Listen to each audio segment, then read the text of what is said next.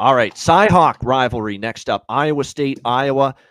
We've got the Hawkeyes 2.5-point home favorites, 35 the total. I loved hearing Brad Nessler and Gary Danielson at the end of that Ohio State game on CBS last week, knowing that they're calling this game this Saturday, Iowa State, Iowa, trying to like put lipstick on a pig. Yeah, don't act like you'd rather be at here than Alabama and Auburn or some SEC game that you've done for years. So don't act like you're that excited about Iowa State and Iowa. You miss being part of that SEC package, CBS, Nessler, and Gary Danielson. You're not fooling me. You can't tell me you'd rather have this game to call on a Saturday afternoon than, say, Alabama versus Ole Miss or something. So they're not fooling me. But it, actually, in all seriousness, though, it is an interesting game. I mean, the Iowa offense, like last year, it's interesting. I don't know if it's going to be a great game or a fun game or an exciting game, but it's going to be an interesting game because it was a tale of two halves for Iowa. First half last week against Illinois State, they looked like last year's Iowa offense. They couldn't move the football. Like, holy fuck, this is pathetic. Iowa's offense at home against Illinois State, who's not the greatest FCS team, couldn't move the ball. Then all of a sudden they exploded in the second half. Whoa. And they just blew the doors off Illinois State, and they ended up getting 40 points. And go back and look at the past results for Iowa going back years. They haven't scored 40 points very often the last several years. So that was a kind of a high watermark for them. And Cade McNamara and the offense did end up getting it going in the second half of that game. But now you're not playing Illinois State. You're playing against a much more able opponent.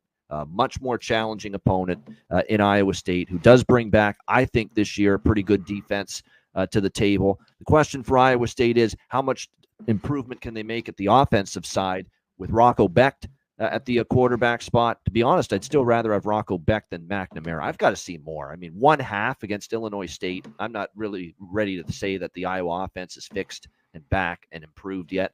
Let's see how they do here against a much tougher opponent, Iowa State, here in this game. This is a game, but I respect the hell out of Iowa's defense, C-Mac. I still do.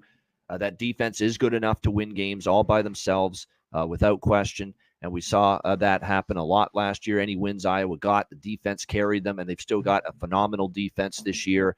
And with this point spread range being less than a field goal, it would be one of these deals where if it gets to 3, and certainly if it gets to 3.5, then I get a little interested in Iowa State.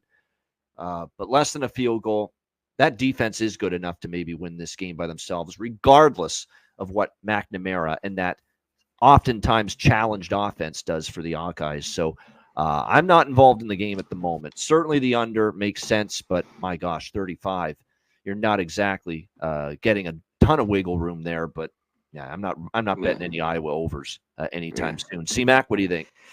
This is short. You don't want to watch this. Get 35.5 and take the under.